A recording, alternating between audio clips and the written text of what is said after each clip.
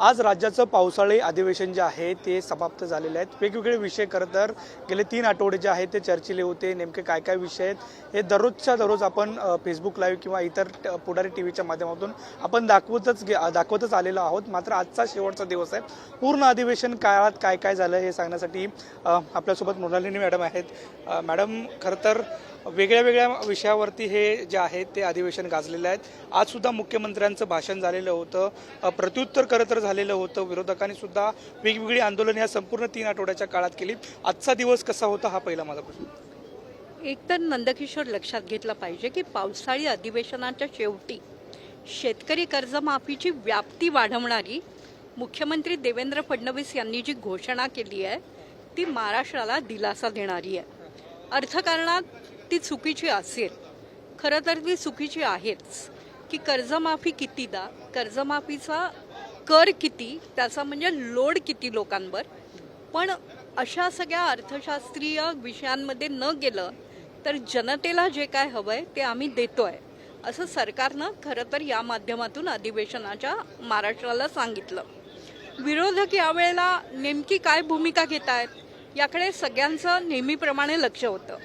आज विरोधकांनी अत्यंत प्रामाणिकपणे त्यांच्या दृष्टीने या कर्जमाफीबद्दल आम्ही सरकारचे आभार मानतो अशी भूमिका घेतली।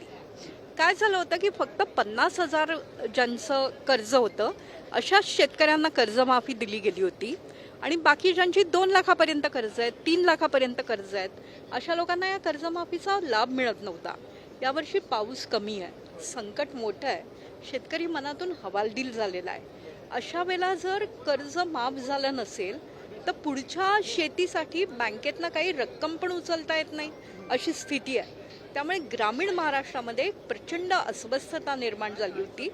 ती आजच्या या कर्जमाफीच्या घोषणेमुळे थोडीशी स्थिरस्थावर होऊ शकेल। मध्ये एक थिंक बँक नावाच्या संस्थेने पाहणी केली आहे महाराष्ट्राच्या मूडची। त्यात केलं आहे की ग्रामीण महाराष्ट्रामध्ये भारतीय जनता पक्षाला फारसा प्रतिसाद मिळत नाही आहे, सरकारबद्दल काहीशी नकारात्मक भावना आहे। आजच्या घोषणेमुळे सरकारने ते स्कोअर करायचा प्रयत्न केला आहे। विरोधकही या भूमिकेमुळे अशा रीतीने पडतं घेत आम्ही सरकारचं अभिनंदन करतोय असं म्हणायला लागले। तो एका अर्थाने सरकारचा विजय आहे। पाठोपाठ पुढे उपस्थित होणारा प्रश्न म्हणजे ही जी काय रक्कम लागणार आहे काही कोट्यावधींची ती कुठून येणार आणि त्याचा भार कोणाला उचलावा लागणार।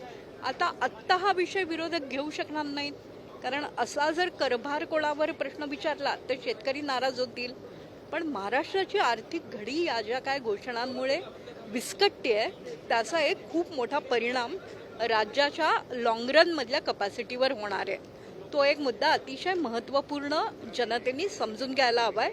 पुढच्या अधिवेशनात त्याचे प्रतिसाद उमटू शकतील। विरोधकांनी पण आज काही बाबतीत जी काय आघाडी घेतली मुख्यत्वे ती होती राम मंदिरातल्या भ्रष्टाचाराबद्दल। राम मंदिरातल्या चंदाचोरीचं जे प्रकरण आहे ते उजव्या परिवाराला त्रासदायक आहे। त्याबद्दल म्हणजे जे काय साधन सुचितेच्या गोष्टी करायचे त्यांच्याकडे कसा काय भ्रष्टाचार होतो आणि देणगी चोरली जाते असा प्रश्न विरोधकांनी आज पुन्हा एकदा रामटेकच्या मंदिराच्या निमित्ताने आणला। जयंत पाटील, राष्ट्रवादी काँग्रेस शरद पवार गटाचे नेते आणि काँग्रेस प्रदेशाध्यक्ष माजी नाना पटोले यांनी त्या मुद्द्यावरती सरकारला बरेच चिमटे घेतले आणि मग विरोधकही काही मुद्दे जागरूक ठेवतायत, जनतेत जाण्याची तयारी करतायत असं चित्र तरी आज निर्माण झालं।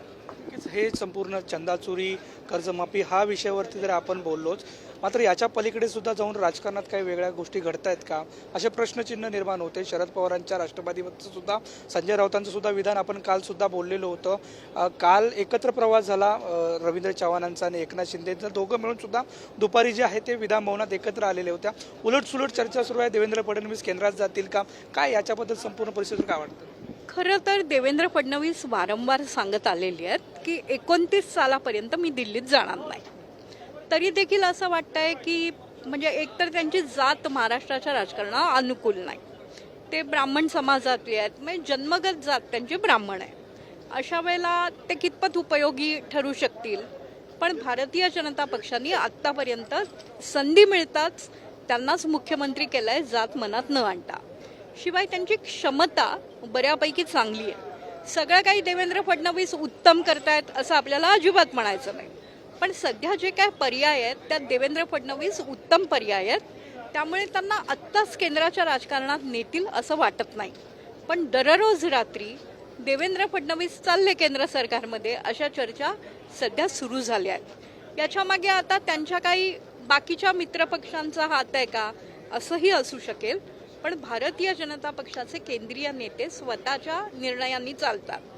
समजा मोदी आणि शहांना वाटलं की फडणवीसांनी दिल्लीत यावं तर कोणीही रोखू शकत नाही. जसं फडणवीस यांना उपमुख्यमंत्री व्हायचं नव्हतं पण या दोघांनी ते केलं, तसं त्यांच्या जर मनात असेल तर त्यांना दिल्लीला जावं लागेल.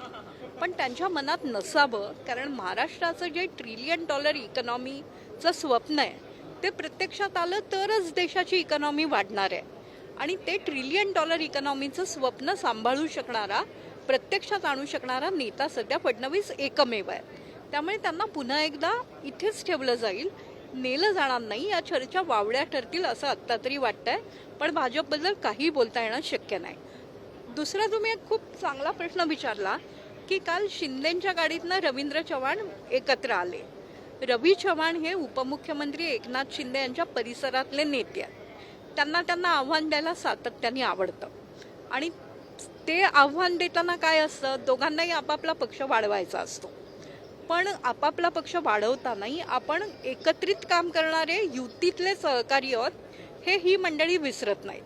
आणि म्हणून मला असं वाटतं की जो काय अंदाज आहे की तिथल्या काही बँकांच्या ज्या निवडणुका आहेत त्या बँकांच्या निवडणुकांच्या निमित्ताने दोन्ही पक्ष एकत्र यायला हवेत असे फडणवीसांनीच प्रयत्न केले आणि त्यांनीच या दोघांची एकमेकांची भेट घडवून आणली. एकनाथ शिंदे मोठे नेते आहेत, उपमुख्यमंत्री आहेत. त्यामुळे त्यांनी सांगितलेलं असावं रवींद्र चव्हाण यांना की तुम्ही प्रदेशाध्यक्ष असलात तरी ते नेते आहेत, त्यामुळे त्यांना जाऊन भेटा. आणि कालची ती भेट झाली असावी.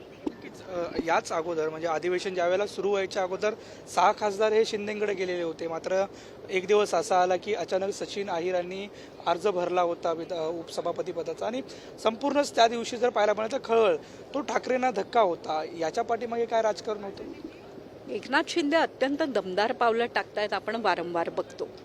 आता उपाध्यक्षपद असं होतं की वाटायचं की नीलम गोरे यांनाच पुन्हा संधी दिली जाईल.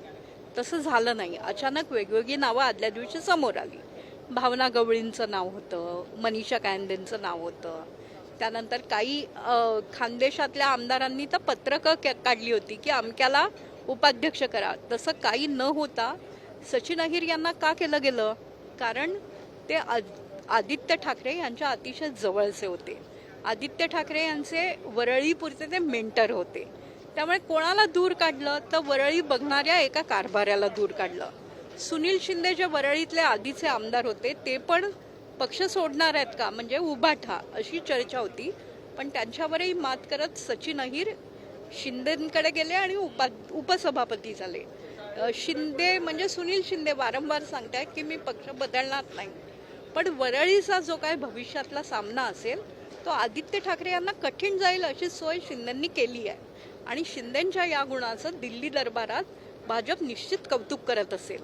खरं तर सचिन अहिर यांच्या धक्कादायक निर्णयाच्या पार्श्वभूमीवर इथे अधिवेशन सुरू झालं होतं, म्हणजे सुरू होतं तेव्हा.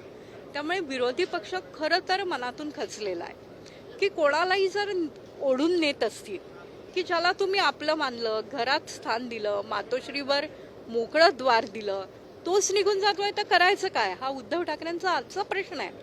आणि अशा परिस्थितीत विरोधक पुढे वाटचाल कशी करणार, काय करणार, हा एक मोठा मुद्दा म्हणून समोर येणार आहे. अजून सुद्धा ऑपरेशन टायगर 3चं जे आहेत त्या चर्चा आहेत. अजून काही आमदार आहेत ते गळाले आहेत. परवा जर पाहायला गेलं तर मातोश्रीवरती तातडीची बैठक जी आहे ती सुद्धा भरवलेली होती. काय होऊ शकतं अजून आमदार? आपल्याला जी उद्धव ठाकरे गटाची माहिती मिळते 20 आमदार त्यांचे निवडून आलेले आहेत. त्यातले पक्षांतर बंदी कायद्यातून सुटायचं असेल तर जी संख्या लागेल ती जवळपास 14 आहे. तेवढी संख्या अजून मिळालेली नाही. पण हो, उद्धव ठाकरे यांचे काही आमदार अस्वस्थ आहेत. त्यांना सांभाळून कसं ठेवायचं हे त्यांच्यासमोरचं आव्हान आहे. यातले बरेच आमदार मुंबईतनं निवडून आले असल्यामुळे मुंबईने महापालिकेत उद्धव ठाकरेंना साथ दिली. त्यामुळे ते सहजासहजी काही करतील अशी स्थिती नाही आहे. दुसरा जो सहकारी पक्ष आहे राष्ट्रवादी काँग्रेस शरद पवार गटाचा, तिथेही प्रचंड अस्वस्थता आहे. पवार साहेबांसारखा इतका ज्येष्ठ नेता एकनाथ शिंदेंना का भेटला म्हणून संजय राऊतांनी आक्षेप घेतले, त्याला सुप्रियाताई सुळेंनी उत्तर दिलं, जयंत पाटलांनी उत्तर दिलं. अशी जी आपापसातली कलगीतुऱ्याची भांडणं आहेत ही फार काही चांगली नाही आहेत. आणि आता जे संसदेचं अधिवेशन सुरू होणार आहे 20 तारखेला, त्यावेळेला अजून जास्त पत्ते उघड होतील की महिला आरक्षणाच्या विधेयकाला पाठिंबा देण्यासाठी जर पवार साहेबांच्या गटांनी इंडियाला मतदान करायचं ठरवलं तर पवारसाहेब तिकडे जाणार नाहीत. त्यांचा पक्ष म्हणजे काही ऑपरेशनचा हा अजून एक वेगळा प्रकार असेल. तसं काही होतंय का याकडे महाराष्ट्राच्या राजकारणाचं लक्ष लागलेलं आहे. त्यामुळे अधिवेशन संपलंय पण पॉलिटिकल स्टोरी मात्र 20 जुलैपर्यंत सुरू राहणार आहे. पुढच्या अधिवेशनापर्यंत या आपण अपडेट देऊच. मात्र वेगवेगळ्या सुद्धा चर्चा होत्या, त्यातमध्ये अनेक नेत्यांनी आपापले विषय जे आहेत ते मांडलेले होते. काल एक वेगळा म्हणजे आदित्य ठाकरे एकदम आक्रमक झालेले होते. याच्या अगोदर अशा पद्धतीचं कधी त्यांचा अवतार जो आहे तो पाहिला नव्हता. त्याच्यानंतर सोशल मीडियावरती सुद्धा ते मोठ्या पद्धतीने व्हायरल झालं. एकतर आपण लक्षात घेऊ की आता पुढची जी लढाई आहे ती आदित्य ठाकरेंना लढायची आहे, रोहित पवारांना लढायची आहे. आणि आदित्य ठाकरे यांचा अगदी शेजारचा माणूसच सचिन अहिर निघून गेल्यावर त्यांनी जे आक्रमक होणं अपेक्षित होतं तसं ते झालेले दिसले. आणि मग अतुल भातखळकरांच्या निमित्ताने भास्कर जाधव, आदित्य ठाकरे असं एक तिथे स्कर्मिश झालं. नवे जे आमदार आहेत ते या अधिवेशनात बऱ्यापैकी उत्साहाने बोलले. त्यांना जास्तीत जास्त संधी मिळायला पाहिजे. दुसरं असं झालं की सत्ताधारी पक्षाची बाजू वरचढ आहे, कर्जमाफी केली आहे, लोक त्यांच्याकडे येत आहेत. पण सत्तारूढ आमदारांचा पण इतका रोष आहे सरकारवर की भ्रष्टाचार होतोय, चांगली कामं होत नाही आहेत, कंत्राटदारांची तर ओरड सुरूच आहे. त्याच्यात महात्मा फुले जन आरोग्यामधला जो भ्रष्टाचार या अधिवेशनात चर्चेला आला तो पण अतिशय महत्वाचा होता. डॉक्टर अहेर जे नाशिकचे आमदार आहेत त्यांनी हा मुद्दा काढला आणि एकट्या नाशिक जिल्ह्यामध्ये इतका भ्रष्टाचार आहे असं त्यांनी सत्य समोर आणलं. त्यावर आता चौकशी करायचे आदेश देऊन मुख्यमंत्री देवेंद्र फडणवीस यांनी सत्य बाहेर आणू असं आश्वासन तर दिलंय. पण हे सरकार सातत्याने भ्रष्टाचाराच्या आरोपांना सामोरं का जात आहे याचा सत्ताधाऱ्यांनी विचार करायची गरज आहे. नक्कीच. खरं तर एक शेवटचा प्रश्न आहे, कारण आपण दररोज खरं तर याच वेगवेगळ्या विषयांवरती ज्या दिवशी अधिवेशन होते त्या दिवशी काय काय घडलं हे आपल्या फेसबुक पेजवरती, यूट्यूबवरती सुद्धा अवेलेबल आहे. मात्र आज शेवटचा दिवस आहे म्हणून पुन्हा एकदा पॉलिटिकल अँगलकडे आम्ही हात घेतला. मॅडम, शेवटचा प्रश्न असा आहे की अधिवेशन, पावसाळी अधिवेशन संपलं, पुढचं आता डिसेंबरमध्ये येईल हिवाळी अधिवेशन. तोपर्यंत महाराष्ट्राला वेगवेगळ्या गोष्टी मिळाल्या. त्यातली एक गोष्ट म्हणजे कर्जमाफी, त्याच्याबद्दल आपण बोललोत. मात्र हे सोडून वेगवेगळ्या महाराष्ट्राला असं काय मिळालं या अधिवेशनातून? खरं म्हटलं तर त्या दृष्टीने अधिवेशन अत्यंत निराशाजनक होतं. नवीन काही महाराष्ट्राला मिळालं नाही. ते न मिळण्याची कारणं पण स्पष्ट आहेत. महाराष्ट्र सरकार लाडकी बहीणसारख्या योजनांमुळे आर्थिक ताणात आहे. आता पुन्हा कर्जमाफीचा ताण येणार आहे. पुरवणी मागण्या 90,000 कोटींच्या म्हणजे जे एखाद्या देशाच्या बजेटपेक्षाही जास्त आहे अशा समोर आणल्या जात आहेत. त्यामुळे नागरिकांना 3 आठवड्यापासून नक्की काय दिलासा मिळाला, किती प्रश्न चर्चेला आले, किती लक्षवेधी आल्या, किती अर्धा तास चर्चा झाल्या, या सगळ्याकडे लक्ष द्यायची गरज आहे. अधिवेशनाच्या कामकाजाचे तास बऱ्यापैकी होते. अध्यक्ष राहुल नार्वेकर यांनी तसं नमूद पण केलं की एक दिवस पहाटे 3 पर्यंत काम झालं. पण मुळात हे काम अधिकाधिक ट्रान्सपरंट कसं होईल याकडे लक्ष द्यायची गरज आहे. त्यासाठी सत्ताधाऱ्यांनी विरोधकांचीही मदत घ्यावी. पण नागपूरला सुरू होणारं जे डिसेंबरमधलं अधिवेशन आहे ते काहीतरी घेऊन येणारं असावं. आत्ता आपण पाहतो की मुंबई आणि परिसरात पावसामुळे पडझड झाली आहे. बिल्डिंग पडल्या आहेत, त्याखाली माणसं मेली आहेत, कचऱ्याच्या ढिगाखाली पुण्याला माणसं मेली आहेत.